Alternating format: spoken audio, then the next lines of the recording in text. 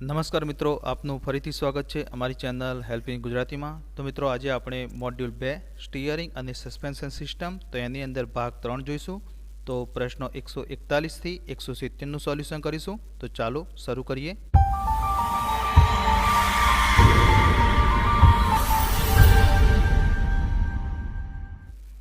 તો પ્રશ્ન 141, vote is the advantage of coil spring? તો કોઇલ સ્પ્રિંગનો ફાયદો કયો છે? તો અહીંયા ઓપ્શન આપે છે: એ સારી ભાર વહન ક્ષમતા એટલે ગુડ લોડ કેરિંગ કેપેસિટી, બી ઉચ્ચ સ્ટીરિંગ અને સ્થિરતા એટલે કે high steering and stability, C ઓછી જગ્યાની આવશ્યકતા એટલે કે લો સ્પેસ રિક્વાયરમેન્ટ, અને ડી વધારે પે લોડ પ્રદાન કરે છે એટલે કે પ્રોવાઇડ ગ્રેટર પે લોડ. તો આનો સાચો જવાબ છે ઓપ્શન નંબર સી, ઓછી જગ્યાની આવશ્યકતા. ત્યારબાદ 142મો પ્રશ્ન, which type of suspension spring made of fibre glass laminated and bonded together by polyester resin? તો એનું ગુજરાતી: કયા પ્રકારના સસ્પેન્શન સ્પ્રિંગ ફાઇબર ગ્લાસથી લેમિનેટેડ અને બંધાયેલા પોલિસ્ટર રેઝિન દ્વારા કઠોર બનાવવામાં આવે છે? તો અહીંયા ઓપ્શન આપે છે: A coil spring, B multiple leaf spring, C monoleaf spring, અને ડી ફાઇબર કમ્પોઝિટ સ્પ્રિંગ. તો આનો સાચો જવાબ છે option number D, fibre composite spring.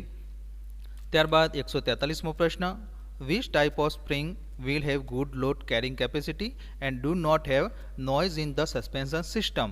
તો એનું ગુજરાતી: કયા પ્રકારના સ્પ્રિંગમાં સારી લોડ વહન ક્ષમતા તથા સસ્પેન્શન સિસ્ટમમાં અવાજ કરતા નથી? તો અહીંયા ઓપ્શન આપે છે: A monoleaf spring, B coil spring, C multiple leaf spring, અને ડી ફાઇબર કમ્પોઝિટ સ્પ્રિંગ. તો આનો સાચો જવાબ છે option number C, multiple leaf spring. ત્યારબાદ 144મો પ્રશ્ન, which system provide between axle and chassis frame? તો એનું ગુજરાતી: એક્સલ અને ચેસિસ ફ્રેમ વચ્ચે કઈ સિસ્ટમ પ્રદાન કરવામાં આવે છે? તો અહીંયા ઓપ્શન આપે છે: braking system, B suspension system, C steering system, અને ડી કુલિંગ સિસ્ટમ. તો આનો સાચો જવાબ છે option number B, suspension system. ત્યારબાદ 145મો પ્રશ્ન, which is not the function of suspension system?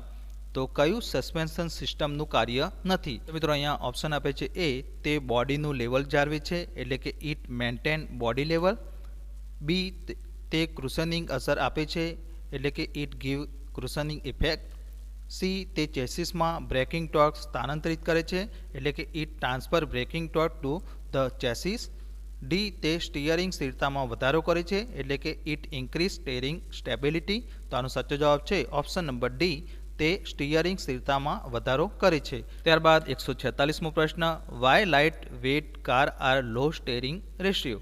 તો હલકી વજનવાળી કારમાં શા માટે ઓછા સ્ટીયરિંગ ગુણોત્તરનો ઉપયોગ કરવામાં આવે છે? તો મિત્રો, અહીંયા ઓપ્શન આપે છે: એ ઓછી સ્ટીયરિંગ અસર મેળવવા માટે એટલે કે to obtain low steering effect, B વધુ સ્ટીયરિંગ અસર મેળવવા માટે એટલે કે to obtain large steering effect, C સતત સ્ટીયરિંગ અસર મેળવવા માટે એટલે કે to obtain constant steering effect, અને ડી કોઈ સ્ટીયરિંગ અસર પ્રાપ્ત ન કરવા માટે એટલે કે to obtain no steering effect. તો આનો સાચો જવાબ છે ઓપ્શન નંબર બી, વધુ સ્ટીયરિંગ અસર મેળવવા માટે. ત્યારબાદ 147મો પ્રશ્ન, which angle helps in self centering of wheel after negotiating a turn? તો એનું ગુજરાતી: વળાંક લીધા પછી વ્હીલને સ્વકેન્દ્રમાં લાવવાની ક્રિયામાં કયો કોણ મદદ કરે છે એટલે કે એંગલ કયો છે જે મદદ કરે છે? તો અહીંયા ઓપ્શન આપે છે: A caster angle, B king pin inclination angle, C camber angle, અને ડી ઇન્ક્લુડ એંગલ. તો મિત્રો, આનો સાચો જવાબ છે option number B, king pin inclination angle. ત્યારબાદ 148મો પ્રશ્ન, what is the purpose of caster in wheel alignment? તો એનું ગુજરાતી: વ્હીલ ગોઠવણીમાં કેસ્ટરનો હેતુ શું છે?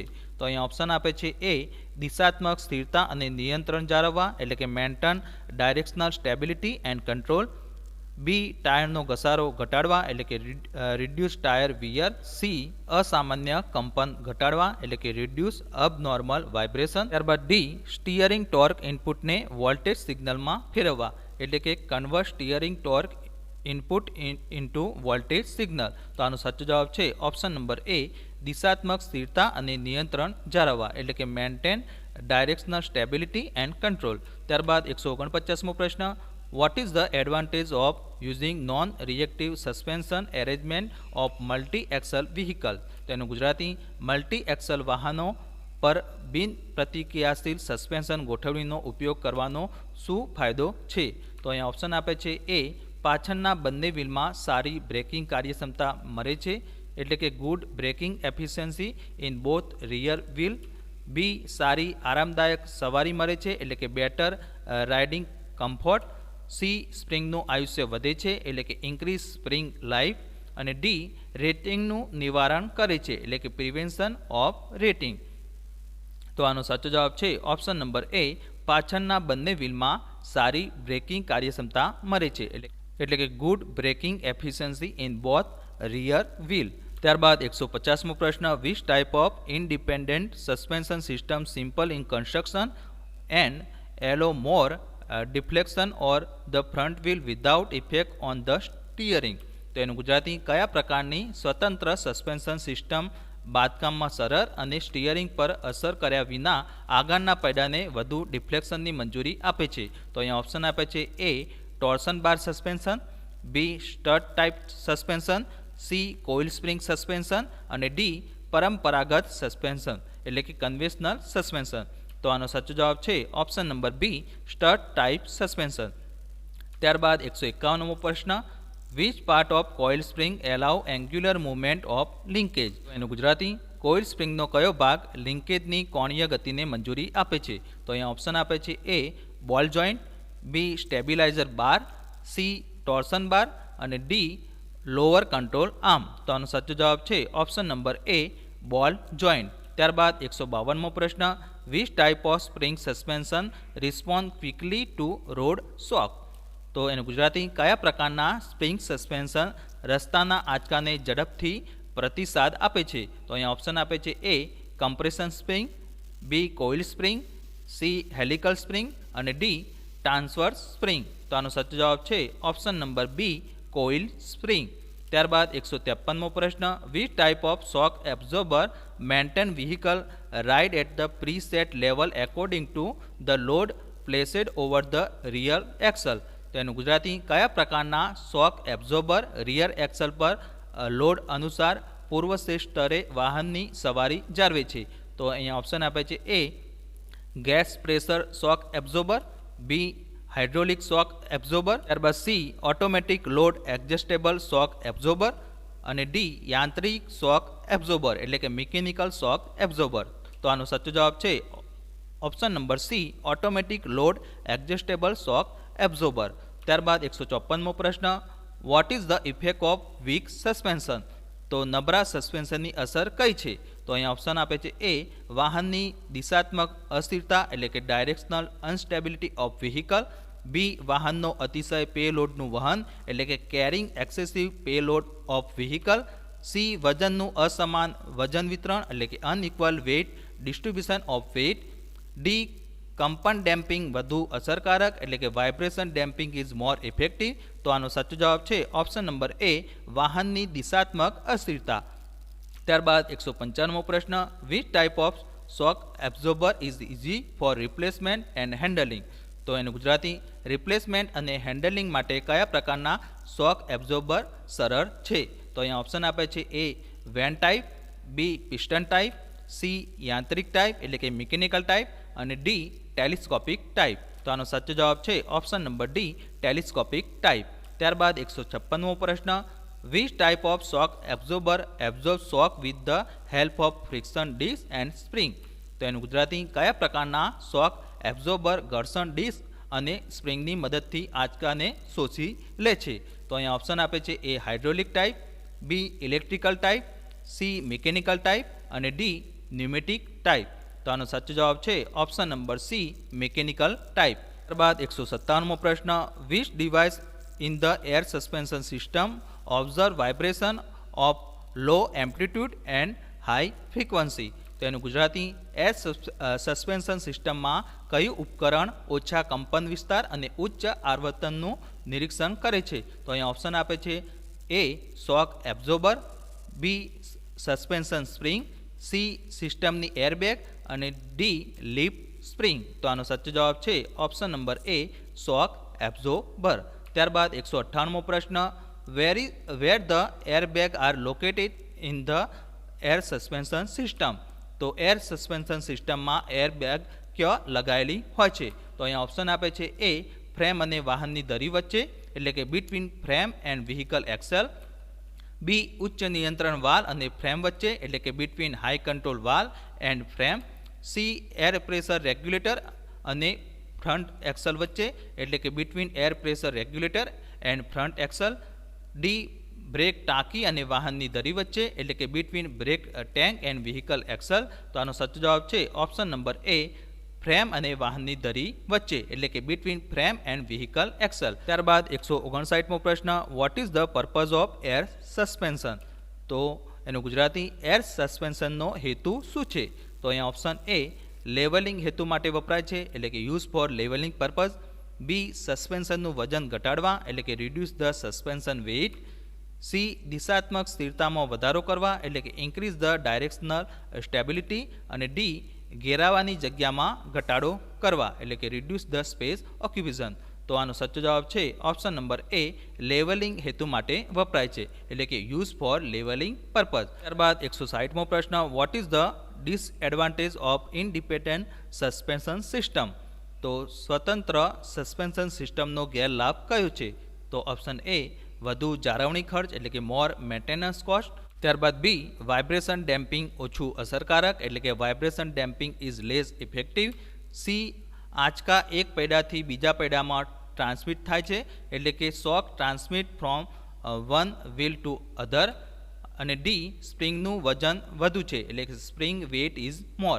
તો આનો સાચો જવાબ છે ઓપ્શન નંબર એ વધુ જાળવણી ખર્ચ, એટલે કે મોર મેન્ટેનન્સ કોસ્ટ. ત્યારબાદ 161મો પ્રશ્ન, what is the advantage of using independent suspension system? તો સ્વતંત્ર સસ્પેન્શન સિસ્ટમ ઉપયોગ કરવાનો ફાયદો કયો છે? તો ઓપ્શન એ સરળ વ્યવસ્થા છે, એટલે this is simple arrangement. B આંચકા એક વ્હીલથી બીજા વ્હીલમાં ફેરવાય છે, એટલે કે shock are transmitted from one wheel to other. C સ્પ્રિંગનું વજન ઓછું છે, એટલે કે spring weight is less. But D maintenance ખર્ચ ઓછો છે, એટલે કે મેન્ટેનન્સ કોસ્ટ ઇઝ લેસ. તો આનો સાચો જવાબ છે ઓપ્શન નંબર સી સ્પ્રિંગ વજન ઓછું છે. ત્યારબાદ 162મો પ્રશ્ન, what is the disadvantage of rigid Excel suspension system? તો સખત એક્સલ સસ્પેન્શન સિસ્ટમનો ગેરલાભ કયો છે? તો અહીંયા ઓપ્શન એ સ્પ્રિંગ વજન ઓછું છે. બી વાઇબ્રેશન ડેમ્પિંગ ઓછું અસરકારક. સી આ એક જટિલ વ્યવસ્થા છે, એટલે કે this is A complicated arrangement. D maintenance ખર્ચ વધુ છે, એટલે કે મેન્ટેનન્સ કોસ્ટ ઇઝ મોર. તો આનો સાચો જવાબ છે option number B vibration damping ઓછું અસરકારક, એટલે કે vibration damping is less effective. ત્યારબાદ 163મો પ્રશ્ન, what is the advantage of using nitrogen in the tyre? તો ટાયરમાં નાઇટ્રોજન ગેસનો ઉપયોગ કરવાનો શું ફાયદો છે? તો અહીંયા ઓપ્શન આપે છે એ સકારાત્મક માર્ગ પકડ પ્રદાન કરે છે, એટલે કે provide positive road grip. B tyre લાઈફમાં વધારો કરે છે, એટલે કે increase the tyre life. C વાહન પર ક્રુશનિંગ અસર પ્રદાન કરે છે, એટલે કે provide cushioning effect on the vehicle. અને ડી આંચકા અને કંપનનું નિરીક્ષણ કરે છે, એટલે કે ઓબ્ઝર્વ શોક એન્ડ વાઇબ્રેશન. તો આનો સાચો જવાબ છે ઓપ્શન નંબર બી ટાયર લાઈફમાં વધારો કરે છે. ત્યારબાદ 164મો પ્રશ્ન, what is the use of compact spare tyre? તો કોમ્પેક્ટ સ્પેર ટાયરનો ઉપયોગ કયો છે? તો અહીંયા ઓપ્શન એ તૂટ્યા બાદ વપરાય છે, એટલે કે યુઝ ફોર બ્રેકડાઉન. બી ઉચ્ચ ઊંચાઈ માટે વપરાય છે, એટલે કે યુઝ ફોર હાઈ એલ્ટિટ્યૂડ. સી ભારે ભારનો સામનો કરવા, એટલે કે વિસ્ટેન્ડ હેવી લોડ. અને ડી ઉચ્ચ તાપમાનનો સામનો કરવા, એટલે કે વિસ્ટેન્ડ હાઈ ટેમ્પરેચર. તો આનો સાચો જવાબ છે ઓપ્શન નંબર એ તૂટ્યા બાદ વપરાય છે, એટલે કે યુઝ ફોર બ્રેકડાઉન. ત્યારબાદ 165મો પ્રશ્ન, which rating indicate the braking capability of the tyre to the consumer? તો કયું રેટિંગ ગ્રાહકને ટાયરની બ્રેકિંગ ક્ષમતાઓ સૂચવે છે? તો અહીંયા ઓપ્શન આપે છે ply rating. B tyre rating. C traction rating. અને ડી તાપમાન રેટિંગ, એટલે કે ટેમ્પરેચર રેટિંગ. તો આનો સાચો જવાબ છે option number C traction rating. ત્યારબાદ 166મો પ્રશ્ન, what is the advantage of using run flat tyre? તો રન ફ્લેટ ટાયરનો ઉપયોગ કરવાનો શું ફાયદો છે? તો મિત્રો અહીંયા ઓપ્શન એ ઓછી કિંમત અને જાળવણી, બી સ્પેર ટાયર અને જેક માટે હેડને દૂર કરે છે એટલે કે element head for space tyre અને જેક, સી કંપનનો અવરોધ કરે છે એટલે કે રેઝિસ્ટ વાઇબ્રેશન, અને ડી લોડનું સમાન વિતરણ પ્રદાન કરે છે એટલે કે provide equal distribution of load. તો આનો સાચો જવાબ છે option number B spare tyre અને જેક માટે હેડને દૂર કરે છે. ત્યારબાદ 167મો પ્રશ્ન, what will effect in case of over inflated tyre?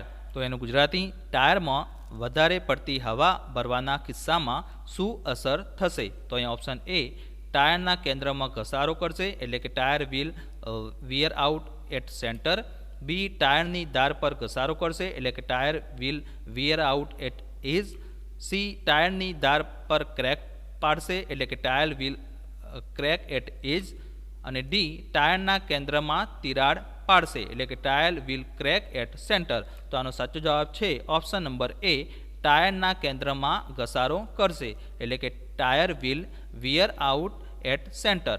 ત્યારબાદ 168મો પ્રશ્ન, what is the purpose of bead and ply provide in the tyre?